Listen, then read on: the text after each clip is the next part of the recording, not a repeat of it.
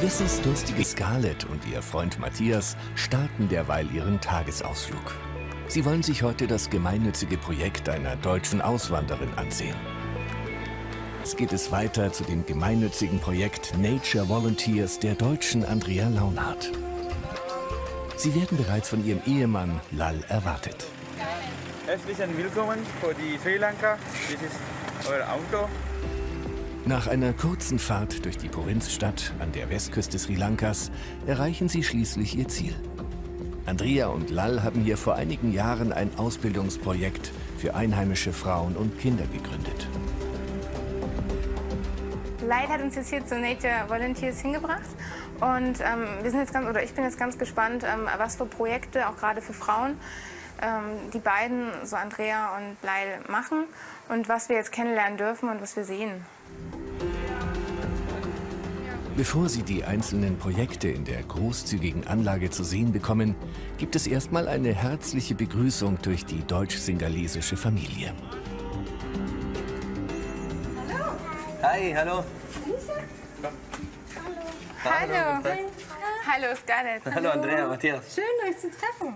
Und dann geht es auch direkt los. Andrea zeigt Ihnen die gesamte Anlage. Erste Station ihres Rundgangs ist die Nähstube. Hier haben bis zu 15 Frauen einen Arbeitsplatz. Sie produzieren Blusen, Taschen und Stofftiere. Natürlich in Handarbeit. Hier sind wir jetzt in unserer Produktionsstätte. Oh, alles selbst gemacht? Genau, also wir machen Süß. Stofftiere. Das sind aus handgeübten Stoffen, die kaufen wir in Sri Lanka. Ja. Und Batik machen wir. Okay. Also das ist auch handgemacht. Das ist auch, was die Frauen bei uns lernen in der Ausbildung praktisch. Ah, okay.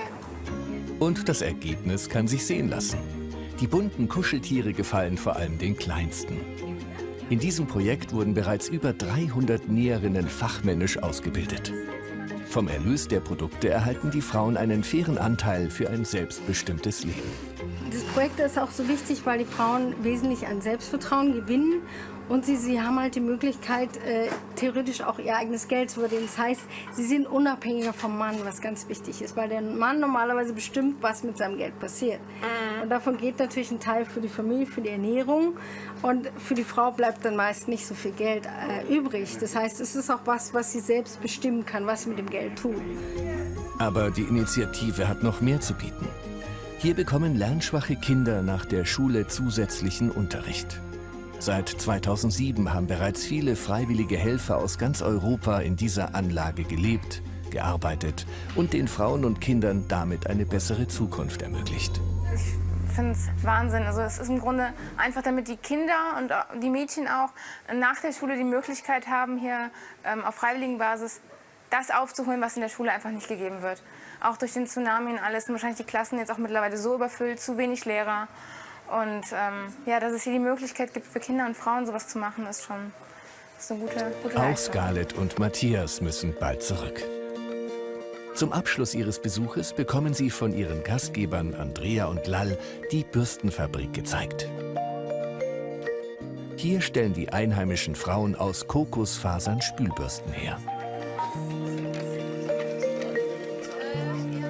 Und das ist die Phase praktisch, das Ausgangsmaterial davon.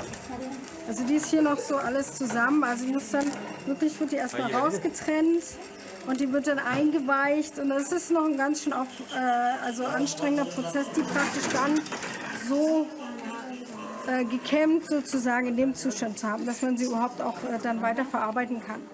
Von der Faser bis zur Bürste wird alles in Handarbeit produziert. Für die Deutschen machen die Frauen heute alles etwas anschaulicher. Und normalerweise machen sie das natürlich auch sehr schnell. Also dass sie dann auch, also am Tag produzieren die teilweise 200-300 Bürsten, also eine Person. Okay. 200-300 Bürsten am Tag. Ja, es sollte so fest sein, dass man den Draht praktisch dann nicht mehr sieht. Ja, sieht man, ja, perfekt, ja. Sieht man nicht mehr, genau.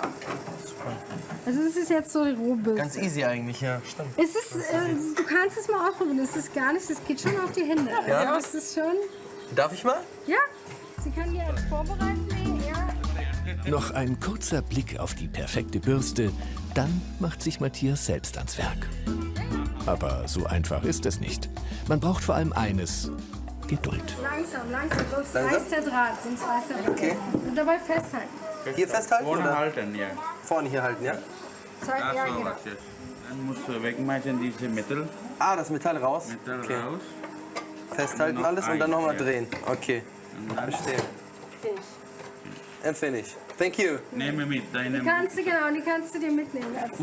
Das ist meine Bürste. Genau. Sehr schön, danke Damit schön. musst du dir jetzt deine Haare bürsten jeden Tag. Guck mal, so sieht die nachher. Also die wird noch praktisch abgeschliffen. Okay. Dass die, und dann wird die gebogen. Und dann ist es, weißt du, wie so eine Wurzelbürste. So Ja. zum Reinigen für Gemüse oder für Ah, alles. okay, Kannst du also mitnehmen. für Lebensmittel Oh, quasi. dann, ja? danke schön. Genau. für Das finde ich Lebensmittel. gut. Ja, ich habe jetzt mal selber eine Bürste gemacht. Bin ganz stolz auf mich, meine erste selbstgemachte Bürste.